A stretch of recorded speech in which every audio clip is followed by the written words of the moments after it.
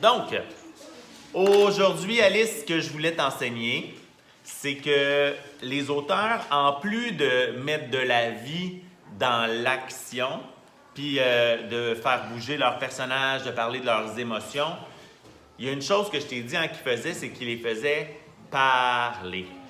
Mais là, on a tendance à faire, quand on écrit, là, on a tendance à faire parler nos personnages, mais comme un peu dans la vie. Hein? Qui disent une chose, l'autre dirait une chose, un mot. Bonjour, bonjour. Oui, comment ça va? Ça va bien, merci. Et toi?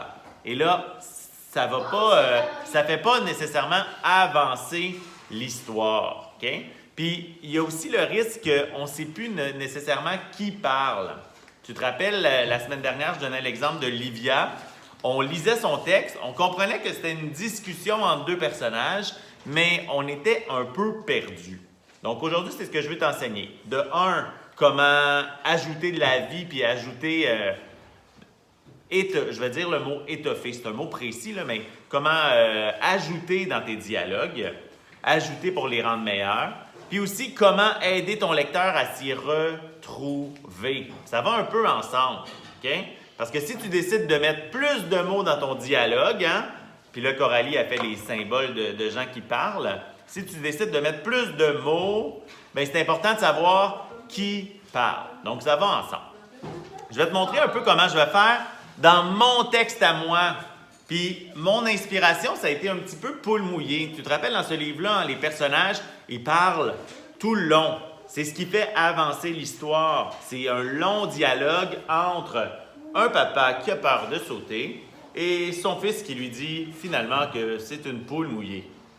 Donc, ici, là, s'il n'y avait pas de dialogue, cette histoire-là, Émile Jadot ne l'aurait pas écrite parce qu'il a écrit presque uniquement des dialogues ici. Donc, mon histoire, je te la montre. Je vais t'approcher ici. Je te la montre, mon histoire.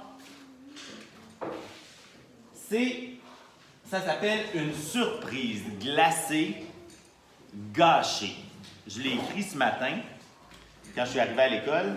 Et je vais te lire les 2 premières pages pour que tu puisses m'aider ensuite à faire le dialogue que je veux mettre à la 3e page. Okay? Au moment où j'essaie de régler mon problème, j'ai besoin d'un dialogue. Puis tu vas m'aider à le faire. Oh, un cornet au chocolat, son préféré. Guillaume se voit déjà le dévorer. Il se dirige d'un pas décidé à sa table. Ça fait tellement longtemps qu'il attend ce moment. Un bon cornet. Bong, bong, bong. Paf! Là. Guillaume s'enfarge dans un ballon et son cornet, mais il est au sol. Une belle flaque de crème glacée. Guillaume est anéanti. Ça veut dire que je suis vraiment découragé. Il n'y a qu'une solution, se racheter un cornet. Et là, c'est là que je suis rendu. OK? Je suis rendu à l'étape. Là, tu as vu, pour me rappeler, j'ai mis des bulles pour dire, hey, là, je veux faire parler mes personnages. Et je suis rendu à l'étape où je dois les faire parler. OK? Mon personnage revient avec de l'argent dans les mains. Puis qu'est-ce qu'il va faire? Il va se racheter une crème glacée. Il va commander une crème glacée. Toi, est-ce que tu as déjà fait ça? Non.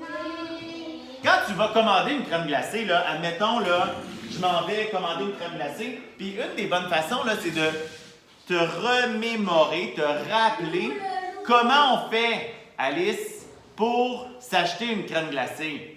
Est-ce qu'on dit « Hey, toi, je veux une crème glacée! » Non. Est-ce que c'est comme ça que ça se passe? Non. Non, hein? T'as plus l'air d'un bandit qui dit « Hey, toi, je veux une crème glacée, sinon... » Non, c'est pas ça que je veux, là. Moi, ce que je veux faire, c'est essayer que mon lecteur se rappelle la dernière fois qu'il est allé chercher une crème glacée. Est-ce que tu arrives puis tu dis ça? « Hey, crème glacée! » Non. Maintenant! Est-ce que c'est comme ça que ça se passe? Non! Hein? Donc, ton but, c'est de te rappeler, puis une des bonnes façons, c'est de faire comme si tu étais là. Bonjour, madame. Est-ce que je peux avoir une crème glacée, s'il vous plaît? Oui, quelle saveur? J'aimerais avoir ma crème glacée favorite. La crème glacée au chocolat. Au chocolat, bon choix. Est-ce que vous voulez une médium, une grosse ou une petite? Une grosse crème glacée au chocolat, s'il vous plaît. Donc, tu as vu, j'ai fait comme si j'étais à la crèmerie. Mais là, moi, est-ce que je suis à la crème... Est-ce que j'ai déjà commandé une fois ma crème glacée, tu penses? Mon personnage dans mon histoire, là, c'est la deuxième fois. Donc là, il faut que j'essaie de montrer à mon lecteur comment ça va se passer. Hein? Est-ce que tu penses que la serveuse, je l'ai appelée Laurie? Laurie? Est-ce que tu penses que Laurie, elle le sait que j'ai déjà commandé une fois?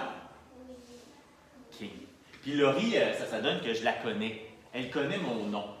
Donc, parce que Monsieur Guillaume, Guillaume dans l'histoire, il mange beaucoup de crème glacée, donc il va souvent à la crèmerie.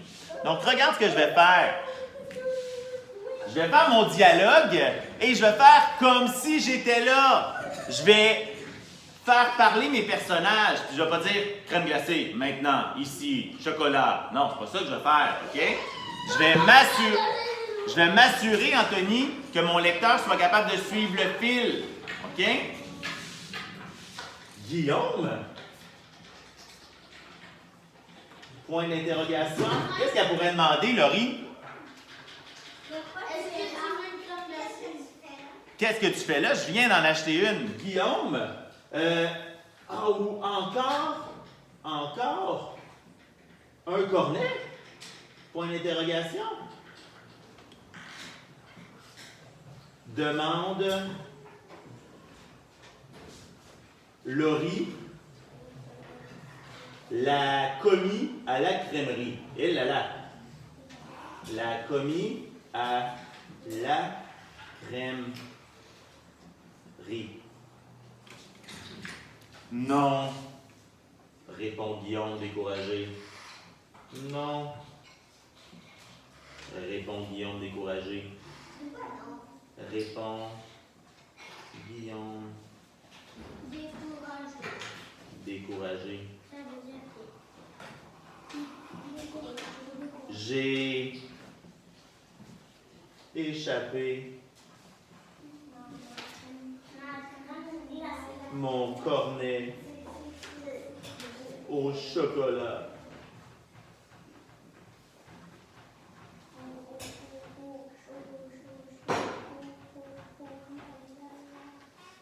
Ah non! C'est qui dit ça? Laurie. Dit Laurie. Hey, tu commences à être bon? Ah non! Dit Laurie. Attends. J'ai peut-être une solution pour toi. J'ai peut-être une solution pour toi. Est-ce que je peux dire autre chose que dit Laurie, dit Laurie, dit Laurie, dit Laurie? Est-ce que je pourrais dire dit-il? Pourquoi dit-elle?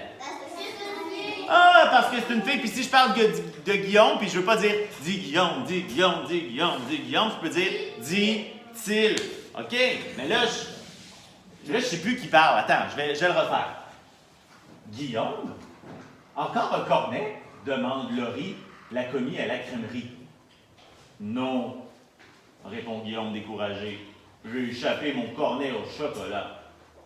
Ah non, dit Laurie.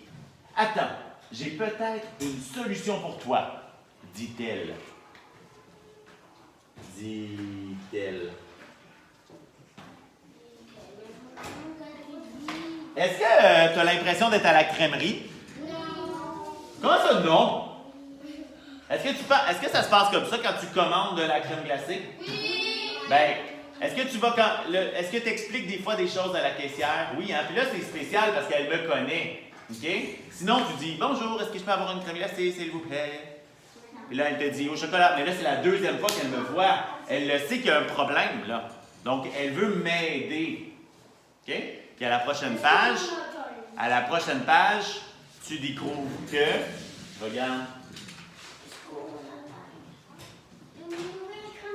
elle va me faire une nouvelle crème glacée. Puis à la dernière page, je vais vouloir payer. Puis elle va me dire non, non, c'est correct. Ça l'arrive, c'est un accident. Regarde. Et là, moi, je vais faire oh, merci, merci, merci, merci, merci. Donc, tu vois ce que je viens de faire? Olivia, tu vois ce que je viens de faire? Dans mon dialogue, là, j'ai rendu mon dialogue le plus précis possible pour aider mon lecteur à comprendre. Tu comprends bien que, oh, Laurie a une idée. Puis tu comprends que c'est elle qui l'a l'idée, puis c'est pas moi qui l'a l'idée. Moi, je reviens, puis je lui raconte mon histoire, puis elle veut m'aider. J'ai bien réussi, par mon dialogue, à faire comprendre à mon lecteur ce qui se passe. J'ai pas dit Guillaume se rend au comptoir et raconte son histoire. Et il dit que Non. Je fais parler mes personnages et ça fait avancer mon histoire. Ça sert à ça, Anthony, d'étoffer nos dialogues. Donc là, aujourd'hui, c'est ce que je veux que tu fasses. Si tu fais parler tes personnages, fais-les parler. Fais comme si tu étais là-bas. Mime. Hein? Tu as vu le truc que j'ai utilisé avec mon loup, mais tu peux le faire avec tes mains. Hein? Bonjour, et tu continues comme ça. Fais comme si tu étais là. Imagine-toi la scène et que diraient tes personnages. Puis ensuite, écris-le. Et Anthony, l'important aussi dans tout ça, c'est de t'assurer que ton lecteur va comprendre qui parle. Donc, étape 1. Je me dis, il faut que je fasse des dialogues. Étape 2, je mime mon dialogue, je fais comme si j'étais là-bas. Étape 3, je l'écris et je m'assure que je sais qui parle. OK? Donc, en disant, dit Guillaume, dit-il, dit Laurie, dit-elle. OK? Assure-toi que ton lecteur comprenne qui parle. Est-ce que ça va pour ça, les copains?